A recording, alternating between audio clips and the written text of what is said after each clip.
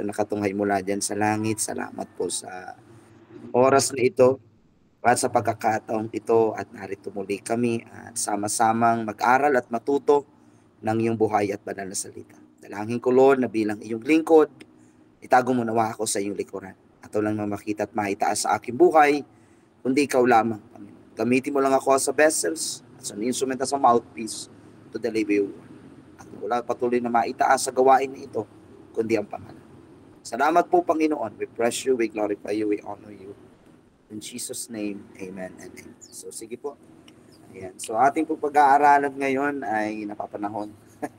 Kasi malapit na po si Jesus dumating eh. Kaya tayo ay nire-remind na ng Diyos. So ang title ko po sa umagang ito is Be Ready Before It's Too Late. So glory to God. At makikita po natin ang ating pag-aaralan in the book of Matthew chapter 24. Beginning verse 42 to 51. Ang sabi po dito, kaya't maging handa kayo dahil hindi ninyo alam kung kailan darating ang inyong Panginoon. Verse 43, tandaan ninyo ito. Kung alam ng may-ari ng bahay, kung anong oras sa gabi darating, ang magnanakaw, siya'y maghahanda at hindi pababaya ang pasukin ang kanyang bahay. Verse 44, kaya't lagi kayong maging handa sapagkat darating ang anak ng tao sa oras na hindi ninyo inaasahan. Glory to God. Next verse po. At SL. 45. Sino ang tapat at matalinong alipin? Hindi ba't ang pinamamahala ng kanyang Panginoon upang magpakain sa iba pang mga alipin sa takdang oras? Verse 46. Mapalad ang aliping iyon kapag dinatnan siyang tapat at naglilingkod sa pagbabalik ng kanyang Panginoon. Verse 47, sinasabi ko sa inyo, gagawin siyang tagapamahala ng kanyang Panginoon sa lahat ng mga ari-arian nito. And verse 48, ngunit kung masama ang aliping iyon, sasabihin niya sa kanyang sarili, matatagalan pa ang pagbabalik ng aking Panginoon. Verse 49, kaya't sisimulan niyang bugbugin ang ibang mga alipin. No? At makikipagkainan, makikipag-inuman sa mga lasenggo. Verse 50, babalik ang Panginoon ng aliping iyon sa araw na hindi niya inaasahan at sa oras na hindi niya alam. Verse 51, buong higpit siyang parurusahan ng kanyang Panginoon. At pagkatapos ay isasama sa mapagkunwari, dooy tatangis siya at mangangalip ang ngipin. Ang Diyos po ang magpala sa kanyang buhay at banal na salita. So ulitin ko po yung title natin is Be Ready Before It's Too Late. Glory to God. Alam nyo, this is the big reminder. Kasi Jesus is coming quickly. Malapit na pong dumating ang Panginoon. Ang tanong dito, anong ginagawa nating paghahanda? Anong ginagawa nating preparation sa pagbabalik ng Panginoon? Meron ba tayong ginagawang paghahanda para sa pagdating ng ating Panginoon? At ano ang ginagawa nating paghahanda ngayon? No? Handa na ba talaga tayong humarap sa Panginoon? Face to face? Handa na ba talaga tayong makita ang Panginoon ng harapan? Kaya ang tanong dito mga kapatid, ano ang ginagawa nating paghahanda ngayon sa pagdating ng Panginoon? And I tell you mga kapatid, na ang ginagawa nating mga bagay na ito ay ating paghahanda sa pagbabalik ng ating Panginoon. Amen? Kaya po, makikita po natin doon sa ating pinag-aralan, laging inuulit, no? Laging inuulit yung salitang, maging handa kayo. Bakit sinabi ni Jesus, bakit sinabi ng Panginoon na dapat tayong maging handa? Una, kasi ang sabi niya, babalik siya. No? Di ba po mga kapatid? Babalik po ang ating Panginoon. No? Pangalawa, ang pagbabalik niya, kaya sinasabi niya dapat tayo maganda, babalik siya. No? Sa mga oras na hindi natin inaasahan. Ibig sabihin, pag binasa natin yung una, doon sa 42 o 43, makita natin na kung ang isang may-ari ng bahay, no? Kung alam niya kung anong oras darating ang magnanakaw sa gabi. Di ba? May magnanakaw bang nagsabi na, pupunta ako sa bahay niyo para magnakaw? Walang nagpapaalam. No? At sabi doon, kung alam daw ng isang tao, mamaya po Ate Cecil, ayan, kung alam daw po ng isang tao, mga kapatid, na kung anong oras darating ang magnanakaw sa gabi, ang sabi doon, maghahanda siya. Kaya sabi niya, tandaan ninyo, kung alam ng may-ari ng bahay, no, anong oras sa gabi darating ang magnanakaw, maghahanda siya. Kaya the question is, ano ang ginagawa nating paghahanda ngayon? No? Mga kapatid, kasi dapat nagpe-prepare talaga tayo, naghahanda talaga tayo. Kaya ang una na dapat nating gawin, mga kapatid, no? Meron po sinasabi diyan, mga kapatid, no? Ang first point natin na dapat lagi natin tatandaan, dapat una, we need to be alert. Be alert. Matthew 24:42, kaya't maging handa kayo dahil hindi ninyo alam kung kailan darating ang inyong Panginoon. Kaya ito sinasabi ng Diyos sa atin, maging handa tayo. Be alert. Kita niyo yung isang sundalo? Alerto yan palagi. Sa lahat ng oras, sa lahat ng pagkakataon, maging sila man ay kumakain, maging ano man ang kanilang ginagawa, laging alerto ang isipan nila. Because he knew his duty. Alam nila yung duty nila. Amen po, mga kapatid. No? Hindi sila naging sundalo para takbuhan lang ang laban. Hindi. Sundasin sila kasi hinaharap talaga nila kung anong laban at lagi silang prepared. Lagi silang handa, lagi silang alerto sa lahat ng oras, sa lahat ng pagkakataon.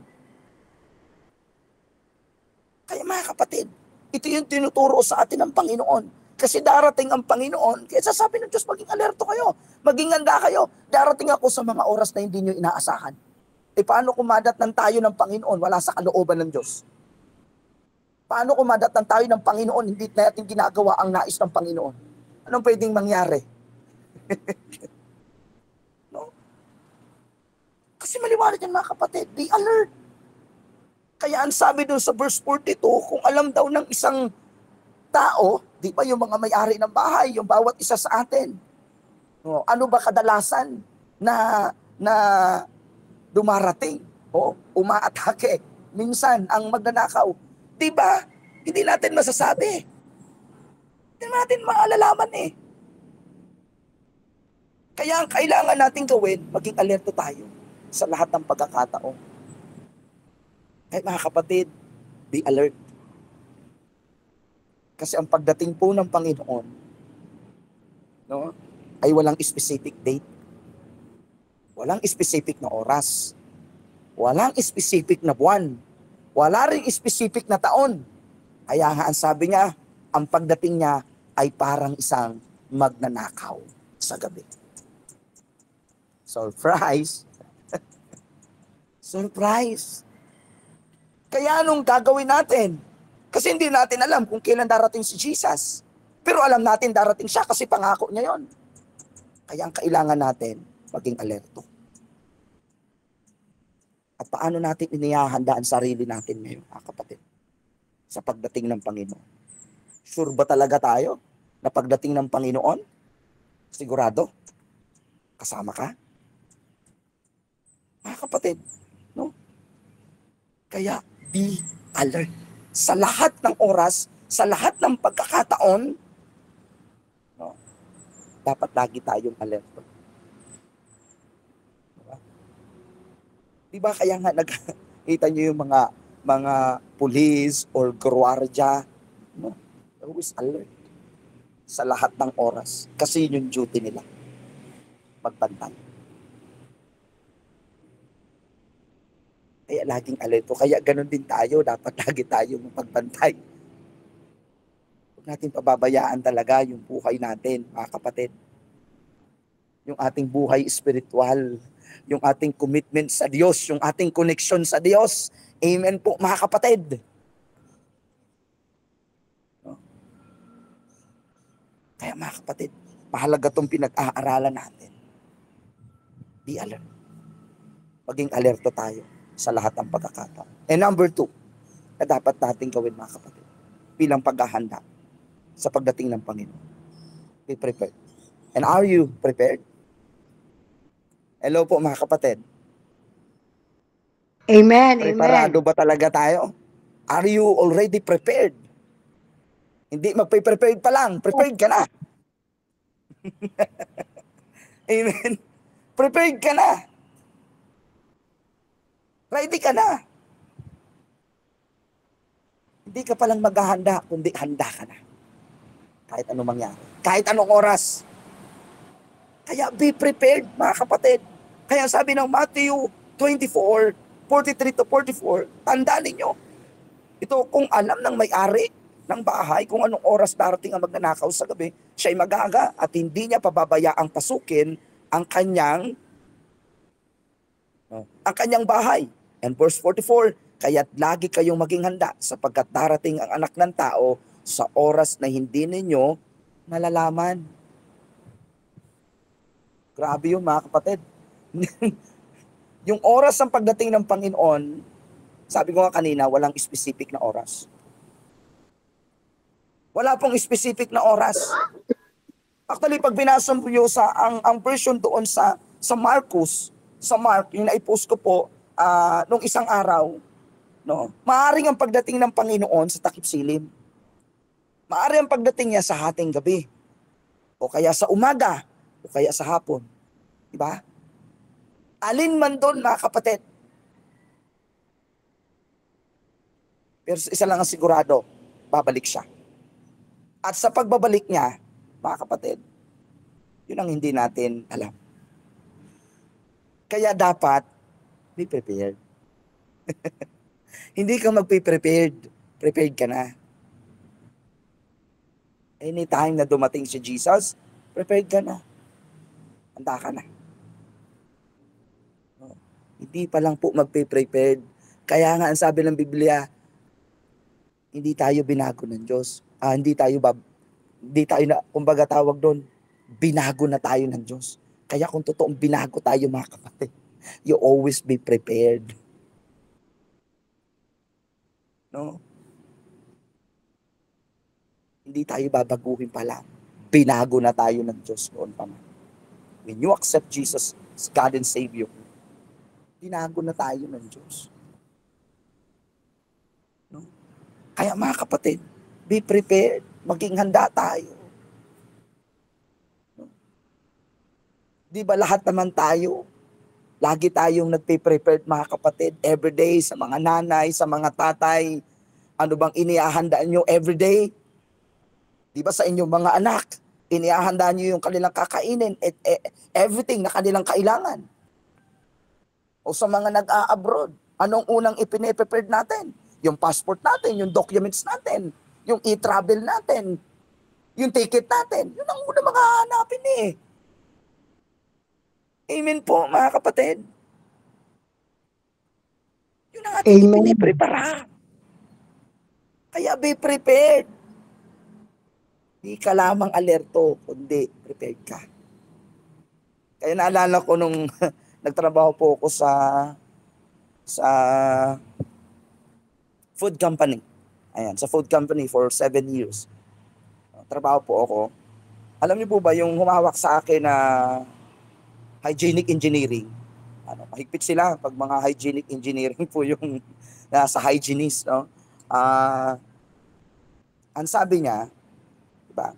Kapag may mga audit, diba? Pag mga nagtatrabaho dito sa company, diba kung kailan nalaman natin na may audit, saka pa lang natin ipiprepare yung area, yung place, yung mga documents, diba? Etc. No? Alam mo, sabi po nung isang head namin dun sa hygienic engineering, ang sabi niya, may bisita man o wala, dapat prepare kayo. Dapat pag ginawa mo araw-araw, dapat excellent yan. Ibig sabihin, may audit man o wala, no? May darating man bisita o wala, dapat prepared ka. Dapat tanda yung area mo. Kaya if ever na may dumating na bisita, prepared ka na. Amen? Oh, di ba mga kapatid? Hindi ka na magkukumahog. Kaya nasabi niya sa amin, hindi kayo magpe-prepare dahil may audit lang. Even kahit walang audit, dapat prepare kayo. Yun yung mga kapatid. Ganon din sa Panginoon.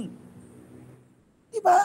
Hindi naman din alam pang pagdating ng Panginoon pero siguradong babalik siya. Kaya lang, walang eksaktong araw. Kaya sinasabi ng Diyos, maging handa kayo. Oh, maging handa, mga kapatid. Kaya na sinasabi sa amin. Magkahanda lang kayo pag may audit, magpe-prepare lang kayo pag may audit. Di paano pag walang audit, hindi kayo prepared, pabanching-banching lang? Ang sabi niya. Isang ganun tayo. Wala pa naman si Jesus Tagal pa naman siya babalik No? Nadidelay. Nagiging complacent. Naku po. Mahirap mga kapatid. Mahirap. Kaya nire-remind tayo ng talatang yan. Yung pagdadating niya na nakakaalam. Basta darating siya. Kaya dapat, alerto ka. Dapat, prepared ka. Prepared tayo. Ang bawat isa sa atin. Kaya natin ginagawa ang mga bagay na ito Bakit ka naglilingkod? Bakit ka sumusunod? Bakit ka nag-aalay ng buhay sa Diyos? This is the preparation. Ipiniprepare mo ang sarili mo Kaya huwag natin pababayaan yung ating spiritual na buhay.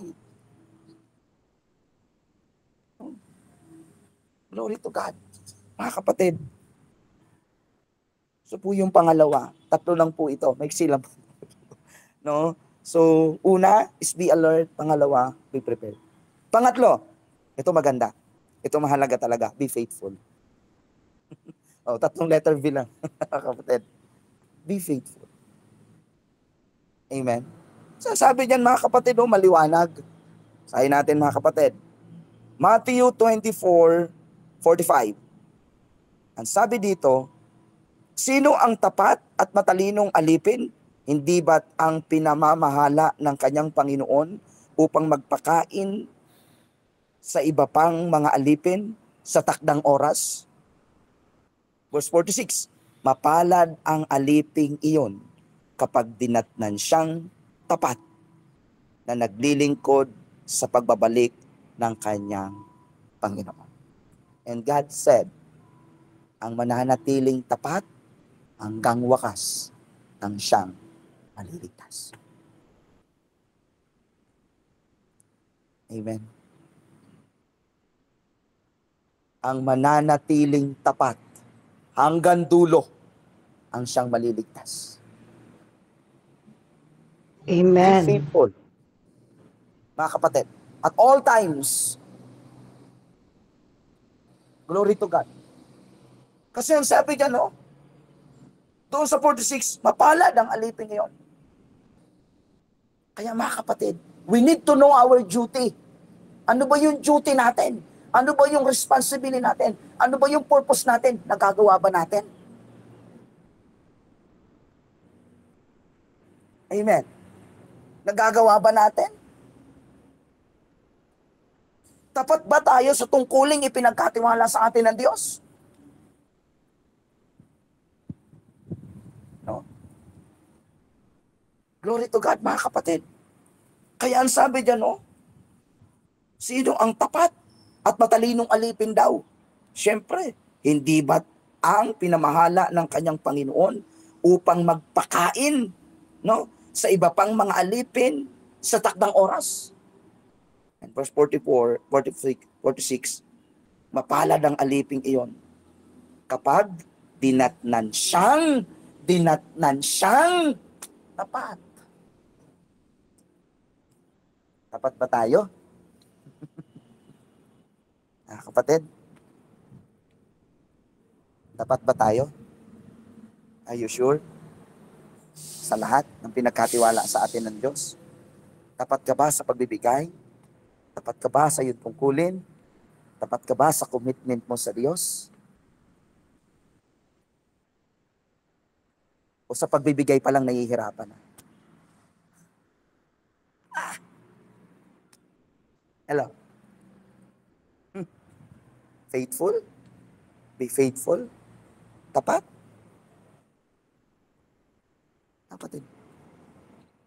Doon sa isang bagay pa lang, hihirapan na tayo. Hirap. Mga kapatid, be faithful. Be faithful. Ang pagiging tapat natin sa Diyos, hindi lamang ito ngayon.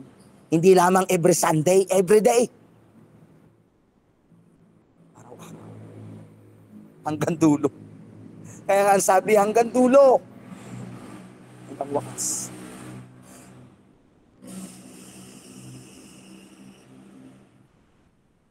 Mga kapatid, be faithful. Tapat ba talaga tayo sa Panginoon? Tapat ba talaga tayo sa tungkuling ipinagkatiwala sa atin ng Diyos? Ginagampanan ba talaga natin na may katapatan? Tapat pa tayo sa ating pagsunod? Tapat pa tayo sa ating pagbibigay? Etc. na pinapagawa ng Diyos sa atin. Tayo ba ay may katapatan? Amen po, mga kapatid. Kung doon pa lang sa pagbibigay natin ng tithes, hindi ka natapat. Ayun, I tell you, mga kapatid. Ako, personally, sabihin ko sa inyo, mga kapatid, kahit anong mangyari, kahit das ko na lang yan, I give. Kasi yun ang commitment ko sa Diyos. Yes, it's true. Mga kapatid, tapat ba tayo? Na pagdating at pag nakita tayo ng Panginoon, na sabihin sa atin, well done, my good and faithful servant. Kaya marami example sa Biblia na hindi naging handa, hindi naging prepared, hindi naging alerto, hindi naging tapat. Ano ang kinahinatnan nila? Ano ang naging ending? Doon na lang sa 10 virgins, di ba? Yung 5 nakapasok, yung 5 hindi. Imagine, mga kapatid, ano nyo ba sinisimbolize noon, mga lingkod ng Panginoon, kumikilala sa Diyos lahat yun. Pero hindi lahat nakapasok. I tell you, kapatid. I tell you. Yan ang sinasabi ng Matthew 7, verse 21, hindi lahat ng tumatawag sa akin, Panginoon, Panginoon, ay makakapasok sa kaharian ng langit, kundi ang mga tao lamang na sumusunod sa kalooban ng aking Ama na nasa langit. Dalawa lang ang pwedeng marinig natin sa Panginoon pagkaharap na natin siya. Well done, my good and faithful servant, o yung sinasabi ng Matthew 7:23. Tumayo kayo sa akin. Hindi ko kayo nakikilala.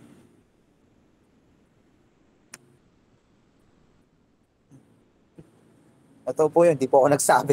Yung salita ng Diyos. Yung salita po ng Diyos, mga kapatid.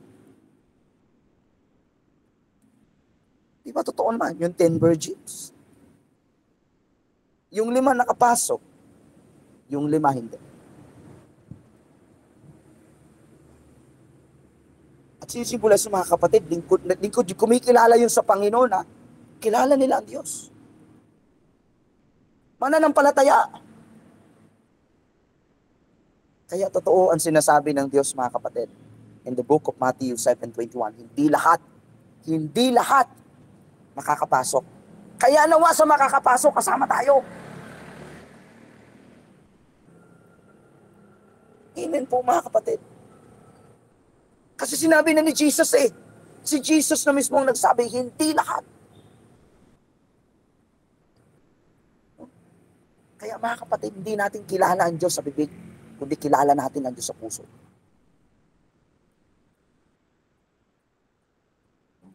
Kaya mga kapatid, kamusta yung ating paglilingkod? Kamusta yung ating katapatan sa Diyos? Yung ating ginagawa ba talaga natin ito for God's glory? O gagaya ng turo ni Pastor Joel nung Monday evening. Spotlight. Mahilig tayo sa spotlight. Gusto laging may say. Gusto laging nakikita. Ano mang ginagawa natin, kita na ng Diyos yan. No? Glory to God. Kaya makita natin yung mga example, yung parable of the talent. Di ba? Yung binigyan ng pinagkatiwalaan, binigyan ng talento, 5,000, 2,000, 1,000. Anong ginawa nung 5 at saka 2? Pinangalakal nila. Pinalago nila. Ginamit nila.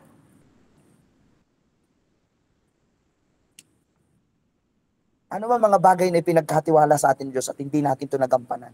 At hindi natin ito ginawa, I tell you kapatid, pananagutan natin pagdating ng araw. Yun lang nangyari doon Doon sa 1,000, inilibing niya. Ano sabi sa kanya pagdating ng Panginoon? Abay, masama kang alipin. Masamang alipin.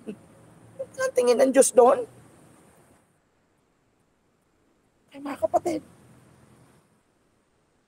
ang tapat at matalinong alipin, hindi ba't ang pinamahala ng kanyang Panginoon upang magpakain sa iba pang mga alipin sa takdang oras?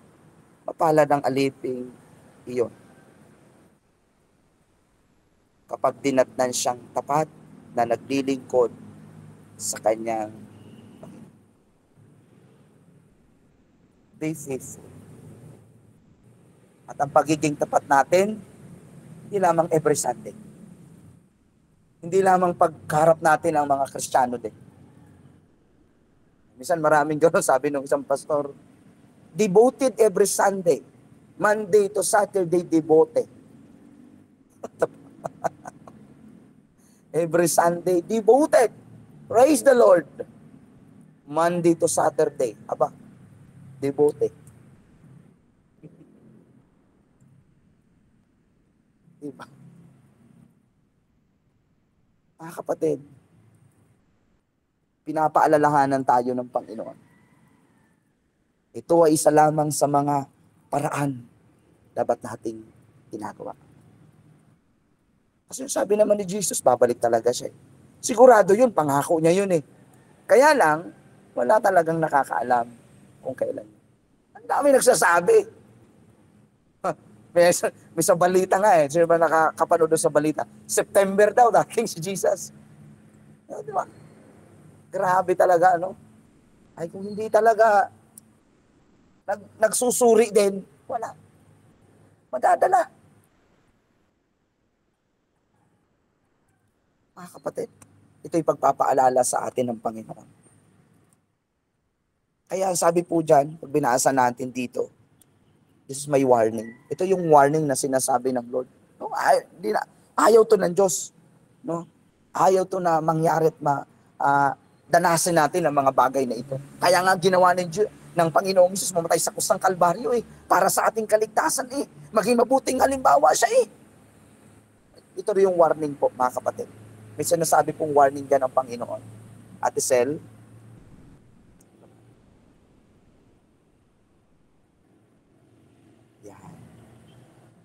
yan ang magiging result kapag tayo ay nadatnan ng Panginoong itapat, hindi handa, hindi prepared. Matthew 24:50-51. Babalik ang Panginoon ng alipin na yon sa araw na hindi niya inaasa at sa oras na hindi niya alam. 51. Buong higpit siyang paparusahan ng kanyang Panginoon at pagkatapos ay isasama sa mga mapagkunwari. Do'y tatangis siya at mangangalit ang ngipin. This is the result. Ito yung pwedeng danasin kapag hindi tayo naging alert, kapag hindi tayo naging prepared, at kapag hindi tayo naging tapat. Kasi ang sabi po doon, sige, balik mo po nga Ate Sel doon sa verse ng be faithful. May sinasabi po doon, mga kapatid. Pansinin nyo dito sa 47. Sinasabi ko sa inyo, gagawin siyang tagapamahala, ng lahat ng ari-arian ng kanyang Panginoon kapag siya ay nadatnan ng may katapatan. Kaya lang, ngunit kung masama, dito po sa 48, ang aliping iyon sasabihin niya sa kanyang sarili, patatagalan pa naman ang pagbabalik ng aking Panginoon. 49. Kaya't sisimulan niyang bugbugin ang ibang mga alipin. Makikipagkainan, makikipag-inuman sa mga lasenggo. Alam niyo po ba, in the times of Noah, even in the time natin ngayon, walang pinagkain. For how many years na sinasabi ni Noah, habang ginagawa niya yung ark doon sa mga tao, anong ginagawa ng mga tao? Nag-inuman, nagpakalasing, nagpakasaya.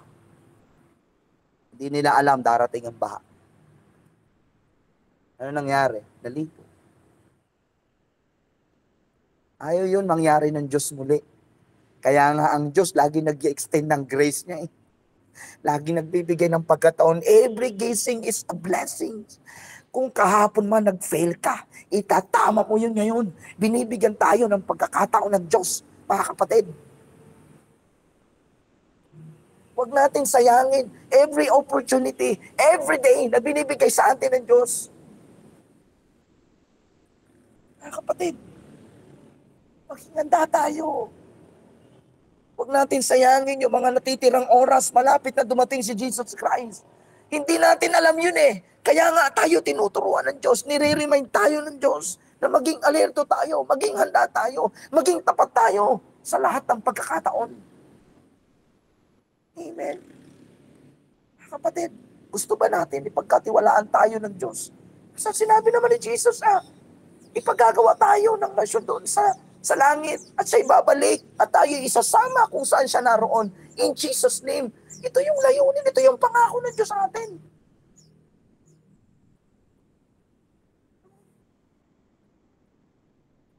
Kaya mga kapatid, yung tatlong bagay, be alert.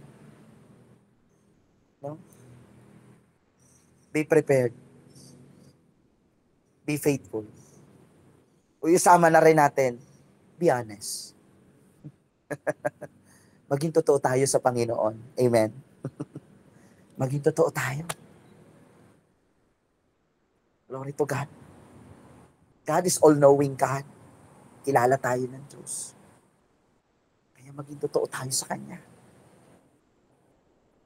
Kaya I'm so blessed habang nag-aaralan ko po, ilang beses na nagrema sa akin ang talatang ito, even my wife, ay talagang nasabi niya sa sarili niya, Lord, ayaw kumadatnan mo ko na hindi ko ginagampanan ang aking tungkulin. Lord, ayaw kumadatnan mo ko na hindi ako tapat. Amen po mga kapatid. Ayaw Diyos, kaya nga ang Diyos, laging gumagawa ng paraan. Lagi tayong pinapaalalahanan every day. The Word of God, napapakinggan natin, nagre-remind sa atin. Amen po, mga kapatid. No? Kasi siyempre bilang isang Kristiyano, hindi madali. May mga laban tayo, may mga obstacles habang tayo ay sumusunod sa Panginoon. Pero ang sabi ng Diyos in James chapter 1 verse 12, mapalad ang tao na nananatiling tapat sa kabila ng mga pagsubok. Dahil matapos siyang subukin, siya tatanggap ng gantimpala ng buhay na ipinangako ng Diyos sa mga umiibig sa Kanya. Amen. Kahit mahirap, kahit hindi madali, maging tapat tayo. Amen. Maging totoo tayo sa Diyos. Maging handa tayo sa lahat ng pagkakataon. Amen. Kasama na doon sa paghahanda natin. Nagsusulwinig ba tayo? Nag-reach out ba tayo? Nagpe-pray ba tayo? Nagbabasa ba tayo? Ina-apply ba natin ang salita ng Diyos? Yes, that is true. Kaya nga sabi ng Diyos, pansinin niyo mga kapatid, in John 15, verse 16, yung tema namin dito sa Laguna, na yung vision namin na 1 plus 1, each one bring one, nurtured one with care, na tayo ipinili ng Diyos upang humayo at sa paghayo natin magbunga tayo at ang bunga natin manatili. Yun. Kaya nga diba sabi ng salita ng Diyos, go! May utos yun na kapatid. Sa atin, kaya ang tanong, ginagawa ba natin? Hello, ginagampanan ba natin? At hello mga kapatid. Diba? Bakit di natin napapansin na remind tayo? Glory to God. Nakapalo po yun doon. Yung tungkulin binigay sa atin ng Diyos. Yung paglilingkod natin, nasa kasama po yun doon. Amen po mga kapatid. Glory to God alone. Kaya maraming salamat po sa inyo mga buhay. Ito ay isang paalala sa atin. Be ready before it's too late. O nating hintayin na yung binigay ng pagkakataon at oras sa atin ng Diyos, hindi natin nagawa. Hindi natin naayos. Kasi nga, may time's up. Hindi natin pwedeng sabihin sa Diyos, Lord, hindi pa ako handa. Harap na natin si Jesus, sasabihin natin, Lord, hindi pa ako handa. Sige, ayos ko muna ang buhay ko, Lord. Ano na ako? Ana, kasi yung pagkakataon, nandito tayo. Ito yung pagkakataon na gumigising tayo araw-araw, mga kapatid. Yun yung chance na binibigay ng Diyos sa atin na dapat nating iayos ang buhay natin sa Kanya, sa Kanyang harapan. No? Hindi pwedeng kung kailan natin kaharap si Jesus, saka tayo magsisisi, saka tayo magsasabing, Lord, kahit di pa ko handa, Lord, bigyan mo po ako ng pagkakataon. Wala na kasi maraming pagkakataon na binigay ng Diyos sa iyo. Kagaya doon sa time of Noah. Ang daming binigay na pagkakataon dito, dapat ang tao magsisi. Wala, pinagtawan ng pala si Noah. Wala, nagpakalasing, nagpakasaya pa sila.